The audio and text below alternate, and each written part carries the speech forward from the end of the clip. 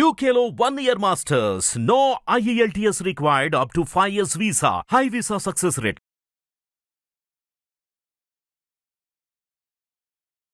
నమస్తే.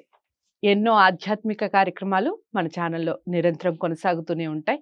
మీ నుంచి విశేష స్పందన లభిస్తుంది.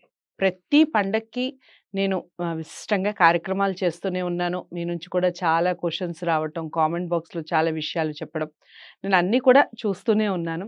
ఇక ఈ శరన్నవరాత్రులకి సంబంధించి, దసరాకి సంబంధించి ఎలాంటి కార్యక్రమాలు ఇంట్లో చేసుకోవాలి, అసలు పండుగని ఏ విధంగా జరుపుకోవాలి, ఆ ప్రత్యేకత ఏమిటి, ముఖ్యంగా మన తెలంగాణలో మనం జరుపుకునే బతుకమ్మ విశేషాలు ఏమిటి, ఇలా అన్నిటి గురించి, విజయదశమి విశిష్టత గురించి తెలుసుకునే ప్రయత్నం చేద్దాం.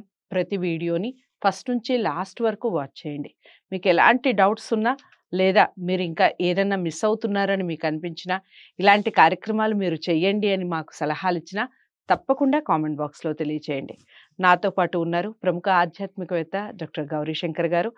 చాలా అంటే చాలా కార్యక్రమాలు మనం చేసున్నాం, మీ అందరికీ సుపరిచితులు. గతంలో కూడా వినాయక చవితికి సంబంధించి విశిష్టమైన కార్యక్రమాలు చేస్తున్నాం, అంతకుముందు తెలుగుకి సంబంధించి చాలా కార్యక్రమాలు చేస్తున్నాం.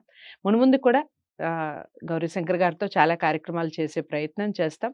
ఈరోజు శరన్నవరాత్రులు, అలాగే దసరా, విజయదశమి, జమ్మి చెట్టుకి పూజ చేసుకుంటూ ఉంటాం. ఈ విషయాలు, అలాగే మన బతుకమ్మ గురించిన ముఖ్యమైన కార్యక్రమాల గురించి ఈరోజు మాట్లాడే ప్రయత్నం చేస్తాం. నమస్కారం అండి. నమస్కారం అండి. ముందుగా గౌరీశంకర్ గారు చెప్పండి, దసరా ఎందుకు ఆ పేరు రావటం జరిగింది? ఆ పేరు వెనకాల లేదా పండుగ వెనకాల ఉన్నటువంటి ఆ పుట్టుకలో ఉన్నటువంటి పూర్వాపరాలు ఏమిటి, ఆ విషయాలు చెప్పండి. ముందుగా వీక్షకులందరికీ రానున్న దసరా పర్వదిన శుభాకాంక్షలు తెలియచేస్తున్నాను. దసరా అనగానే మనందరికీ, ముఖ్యంగా భారతదేశంలో ఉన్న హైందవులందరికీ కూడా ఒక విధమైనటువంటి గొప్ప పులకరింత వస్తుంది. దసరా పండుగలో ఉన్న గొప్పదనం ఏమిటంటే, వాళ్ళు పేదవాళ్ళ నుంచి ధనికుల వరకు కూడా దసరా పండుగను అత్యంత ఆదరంతో, భక్తిభావంతో, ఆరాధనాపూర్వకంగా జరుపుకుంటారు. హిందువులకు మనకి అనేక రకాల పర్వదినాలు ఉన్నాయి, అయినా దసరాకు ఉండేటువంటి ఒక విశిష్టత చాలా ప్రత్యేకమైనటువంటిది. అసలు దసరా పుట్టుక చరిత్ర చూస్తే మనకు కొన్ని వేల సంవత్సరాల క్రితం నుంచి ఆర్యులు దగ్గర నుంచి కూడా ఈ దసరా పండుగ జరుపుతున్నట్టుగా మనకు చరిత్రలో కనబడుతూ ఉంది. మామూలుగా వ్యవహారంలో దసరా అంటే అర్థం ఏమిటి, అసలు ఎలా వచ్చింది ఈ పేరు అంటే, కొంతమంది పెద్దలు ఏం చెప్తారంటే, దశహర అంటే దశ గుణములు హరించేటువంటిది, అంటే పోగొట్టేటువంటిది. అంటే పోగొట్టేది ఏది? చెడుని పోగొట్టడమే చేస్తాం, మంచిని ఆహ్వానిస్తాం, చెడుని వదులుకుంటాం. కాబట్టి మనిషిలో మౌలికంగా ఉండేటువంటి 10 రకాల దుర్గుణాలను పోగొట్టేటువంటిది ఈ దసరా అంటారు. అసలు మనిషిలో 10 రకాల దుర్గుణాలు ఏమిటి అని చూస్తే మనకు శాస్త్రాలు, పురాణాలు ఏం చెబుతున్నాయంటే, వేదకాలం నుంచి కూడా మనిషిలో అరిషడ్వర్గాలు అనేవి ఉంటాయి, ప్రతి మనిషిలో ఉంటాయి. అది సహజం. రక్తం, మనకి మాంసం, రక్తం శరీరంలో ఏ విధంగా ఉంటుందో, మానసిక ప్రవృత్తిలో కూడా ప్రతి మనిషికి ఉంటాయి. దాని ద్వారానే మనం అనుభూతి, భావాలు ఇవన్నీ వ్యక్తం చేస్తాం. అలా అరిషడ్వర్గాలంటే కామ, క్రోధ, లోభ, మోహ, మద, మాత్సర్యాలు. కాబట్టి 10 రకాల ఈ దుర్గుణాలు అనేవి షడ్గుణాలు. అరిషడ్వర్గాలు 6 గుణాలు. ఈ 6 గుణాలతో పాటు మరి 4 గుణాలు ఏమిటంటే, అన్యాయం చేయడం.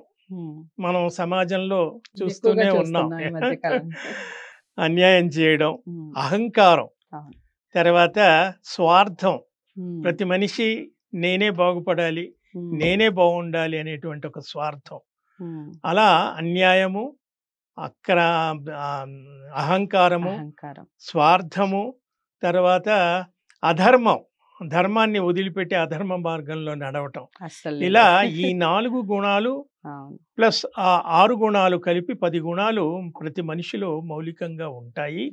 ఇటువంటి గుణాలను తగ్గించుకొని మంచి గుణాలను పెంచుకోవాలి అనే ఒక సంకల్పాన్ని మనిషికి తెలియచెప్పడానికి, మనిషిని సంవత్సరం పొడుగుతా మనిషి తన దైనందిన కార్యక్రమాల్లో తలమునకలుగా ఉంటాడు. అతన్ని కొంతకాలం కొన్ని రోజుల పాటైనా ఇటువైపు ఆధ్యాత్మిక చింతన వైపు మరలించడానికని మన పెద్దలు ఇలాంటి పండుగలు ఆచారాలు మనకు పెట్టారు. అందులో ప్రధానమైనటువంటిది ఈ దసరా. అయితే ఈ దసరా వెనక చాలా రకాల పురాణ గాథలు ఉన్నాయి. తర్వాత చాలా ప్రాంతాలలో, చాలా ప్రదేశాలలో, మన భారతదేశంలోనే అనేక ప్రాంతాల్లో, అనేక రాష్ట్రాల్లో, అనేక భాషా జాతుల వాళ్ళు రకరకాలుగా ఈ పండుగను జరుపుకుంటూ ఉంటారు. ఆ రకంగా చూసినట్లయితే దసరా అనేది 10 రోజులు చేసుకునేటువంటి ఒక పండుగ. దశ శబ్దం అంటే 10 కాబట్టి 10 రోజులు చేసుకునే పండుగ కాబట్టి కూడా దసరా వచ్చింది కావచ్చు. ఇందాక అనుకున్నట్టు మనిషిలో ఉండే 10 చెడ్డ గుణాలను తొలగించుకొని మంచిగా నడవడిక నేర్చుకోవడానికి కూడా ఉపయోగపడేది అని అనుకోవచ్చు. అయితే ఈ 10 రోజులు ఏమిటి? అసలు దసరా 10 రోజులు అంటే ఆశ్వీజ శుద్ధ పాడ్యమి నుంచి ఆశ్వయుజ శుద్ధ దశమి వరకు ఈ 10 రోజులు జరుపుకునేటువంటి పండుగ. చివరి రోజు దీన్ని ఏమంటారంటే ఆ మొదటి పాడ్యమి నుంచి నవమి వరకు 9 రోజుల్ని శరన్నవరాత్రులు అంటారు. నవరాత్రులు అంటారు. శరన్నవరాత్రులు అంటే శరత్కాలం. ఆశ్వీజ మాసంలో శరత్కాలం ప్రవేశిస్తుంది. మనకు 6 కాలాలు, 6 ఋతువులు, ఇలా 12 మాసాలు ఉన్నాయి కాబట్టి చైత్ర వైశాఖం, జ్యేష్ఠ ఆషాఢం, శ్రావణ భాద్రపదం ఆ 3 గడిచిపోయాయి. ఆశ్వీజ కార్తీకాలు మనకి శరత్కాలం ప్రవేశిస్తుంది. అంటే వర్షాకాలం తొలగిపోయి మబ్బులన్నీ కూడా వర్షాన్ని నేలపైన వర్షించి మబ్బులన్నీ కూడా తెల్లగా దూది పింజల్లాగా ప్రకృతి చాలా అందంగా ఆహ్లాదంగా ఉంటుంది అని చెప్తారు. అందుకని శరత్కాలం అన్నింటికీ అనువైనటువంటి కాలం. అన్నీ అంటే సాధారణంగా మనం ఆధునిక జీవితంలో చెప్పుకోవాలంటే పిక్నిక్లు, ఎక్స్కర్షన్లు, ఇలా ఎక్కడైనా టూర్లు, ప్రోగ్రాంలు వేసుకోవడం అనేది జనరల్గా ఈ మాసంలోనే జరుగుతుంది. దానికి తగ్గట్టుగా మరి సెలవులు కూడా ఆ విధంగా ఉంటాయి. పిల్లల సెలవులు అనండి, మరొకటి దసరా హాలిడేస్. కాబట్టి అది ఏమిటంటే మనిషి వర్షాకాలంలో ఎక్కడికక్కడ స్తంభించిపోయి ఉంటుంది అంతే అన్ని వ్యవహారాలు. కాబట్టి ఒక్కసారిగా ఆ ప్రకృతి ఆహ్లాదకరంగా మారేటప్పటికి మనసు పురివిప్పి ఆనందాన్ని కోరుకుంటుంది. కాబట్టి ఆ విధంగా చేసుకునేటువంటి ఒక ఆహ్లాదకరమైనటువంటి వాతావరణం దసరా పండుగలో మనకు కనపడుతుంది. చాలా చక్కటి వివరణ ఇచ్చారు. నెక్స్ట్ వీడియోలో మనం శరన్నవరాత్రుల యొక్క విశిష్టత ఏమిటో తెలుసుకుందాం. శరన్నవరాత్రులు ఏ విధంగా జరుపుకోవాలి, అందులో ఉన్నటువంటి అంతరార్థం ఏమిటి, ఈ విషయాలన్నీ నెక్స్ట్ ఎపిసోడ్లో తెలుసుకుందాం. ఇక ఈ వీడియోని అందరికీ షేర్ చేయండి. మన దసరా మన ఇంట్లో ఎంత సుఖ సంతోషాలతో జరుపుకోవాలి అని మనందరం కోరుకుంటున్నాం కదా. మరి ఇలాంటి వీడియోస్ ప్రతి ఇంటా మారుమోగాలి అంటే మీరు చేయాల్సిందల్లా అందరికీ షేర్ చేయడమే, లైక్ చేసి ఛానల్ని సబ్స్క్రైబ్ చేసుకోవడం మర్చిపోకండి. నమస్తే.